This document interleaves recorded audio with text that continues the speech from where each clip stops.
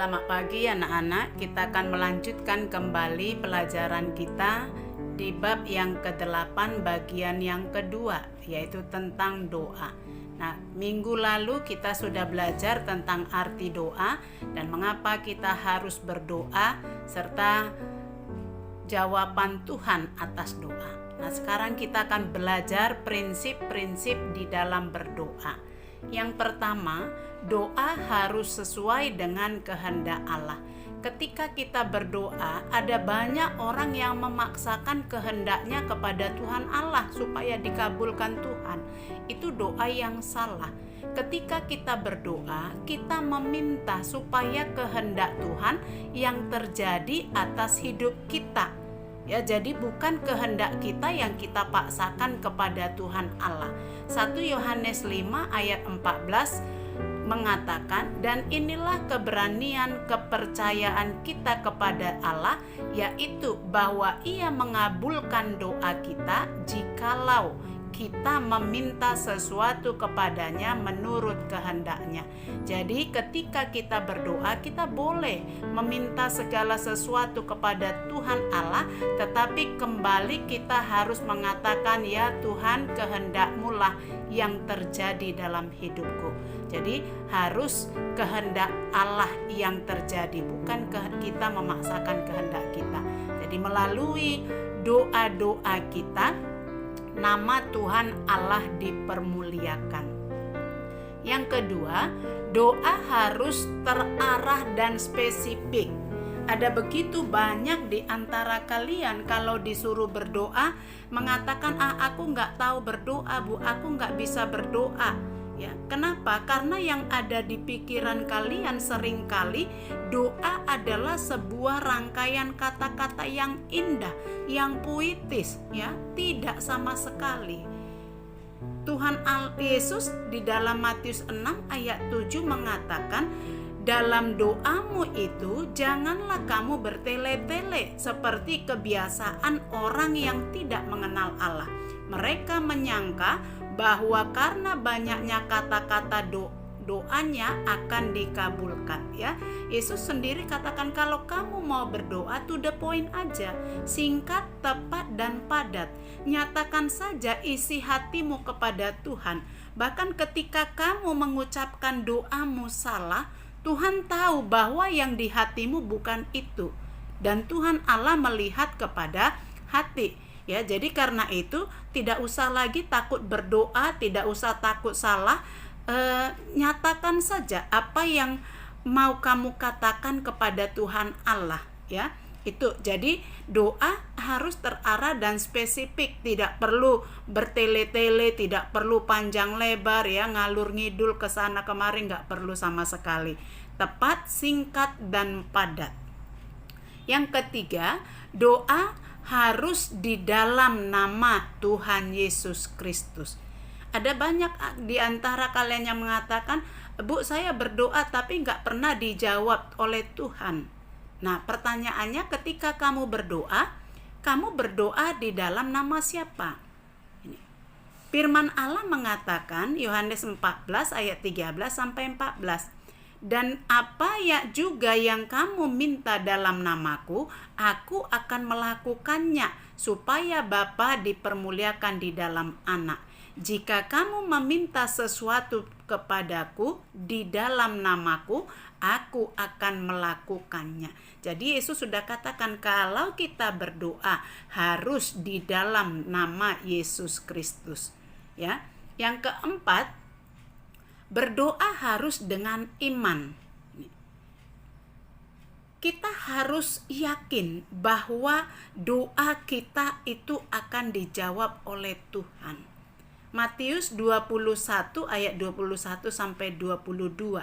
Yesus mengatakan kepada murid-muridnya dan kepada orang banyak, aku berkata kepadamu, sesungguhnya jika kamu percaya dan tidak bimbang, kamu bukan saja dapat berbuat apa yang kuperbuat dengan pohon ara itu, tetapi jikalau kamu berkata kepada gunung ini, beranjaklah dan tercampaklah ke dalam laut, hal itu pun pasti akan terjadi.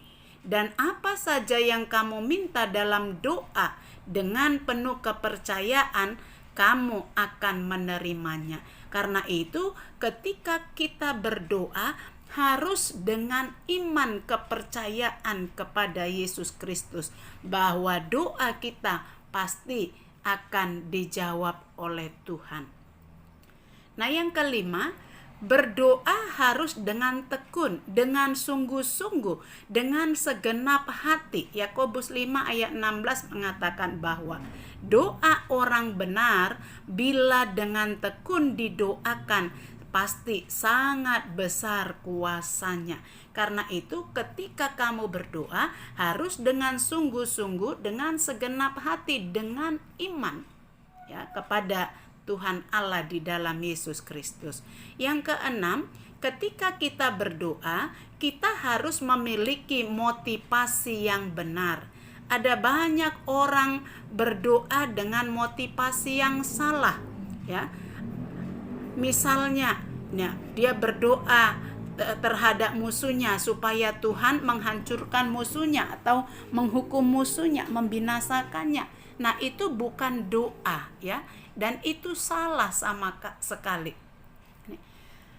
Penting bagi kita untuk tidak meminta sesuatu dengan alasan yang salah kepada Tuhan. Karena kalau alasan kamu salah, yakinlah Tuhan pasti tidak akan menjawab doamu. Itu kamu harus yakinkan. Yakobus 4 ayat 3. Atau kamu berdoa juga, tetapi kamu tidak menerima apa-apa karena kamu salah berdoa. Sebab yang kamu minta itu hendak kamu habiskan untuk memuaskan hawa nafsumu. Ya, jadi itu juga selain motivasi yang salah, mau menginginkan kecelakaan, kehancuran orang lain, kamu berdoa juga meminta sesuatu yang tidak kamu butuhkan, ya. Beda yang kamu butuhkan dengan keinginan kamu. Ya, saya punya banyak keinginan, tapi Tuhan tahu itu tidak dibutuhkan.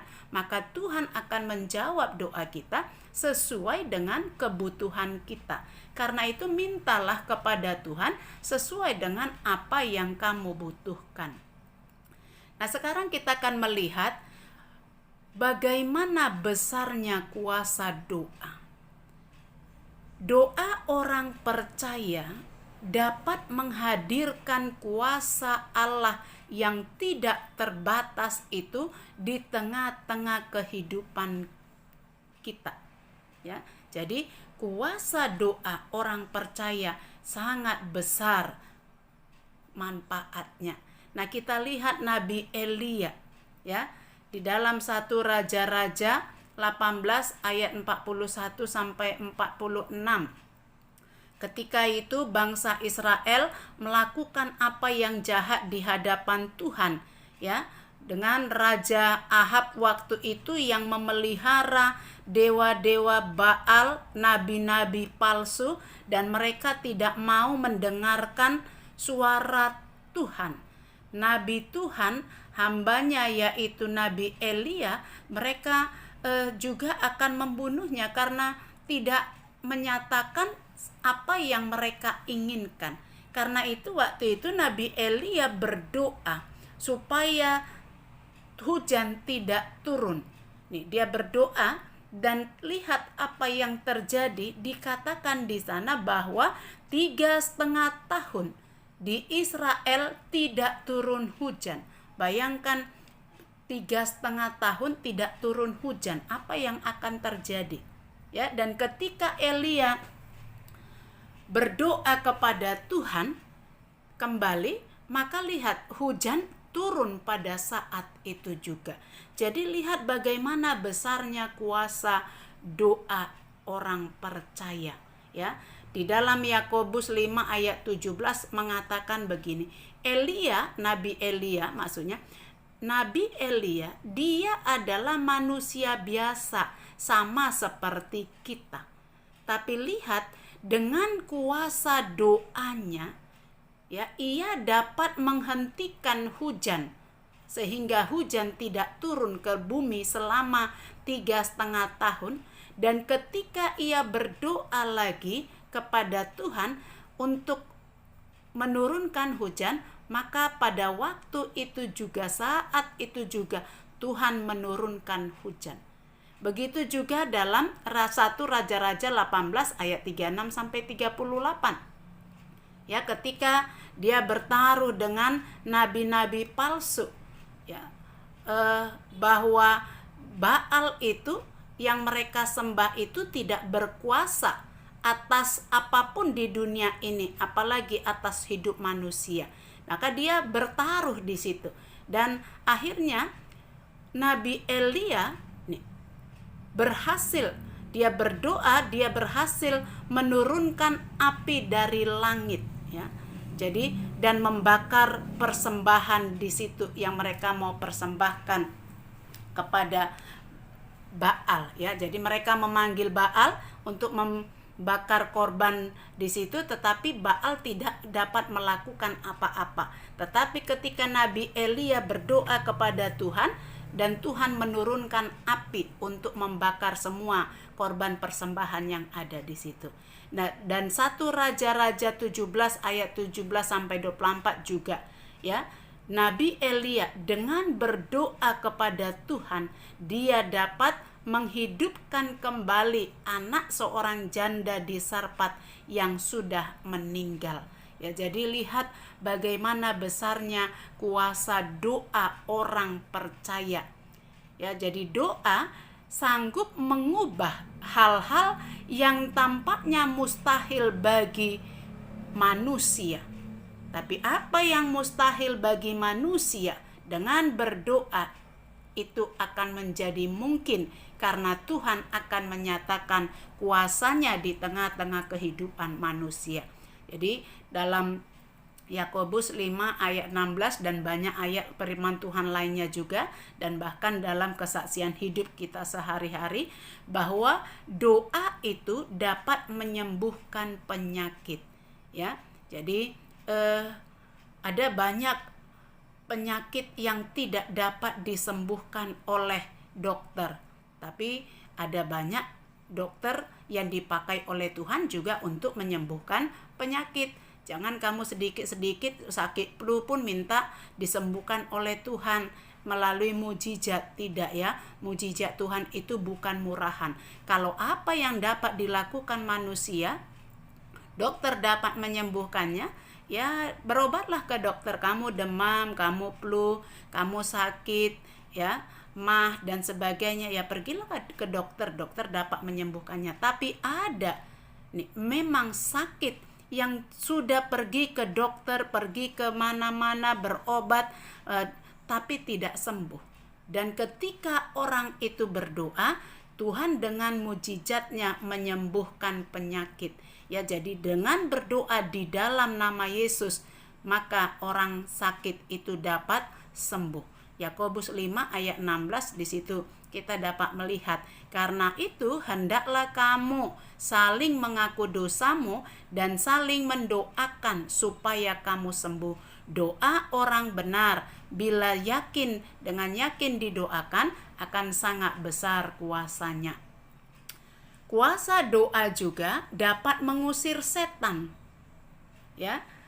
Ketika Yesus di dalam pelayanannya, dia ada seorang bapak yang anaknya sakit karena kerasukan setan sehingga dia tidak dapat berbicara, ya, tuli dan bisu.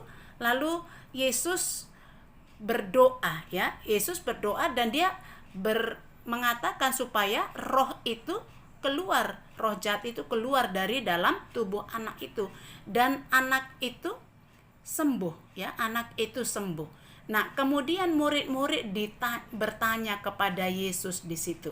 Ya, lihat Markus 9 ayat 28 sampai 27. Ketika Yesus sudah di rumah dan murid-muridnya sendirian dengan dia, bertanyalah mereka, "Mengapa kami tidak dapat mengusir roh itu?" Jawab Yesus kepada mereka, "Jenis ini tidak dapat diusir kecuali dengan berdoa."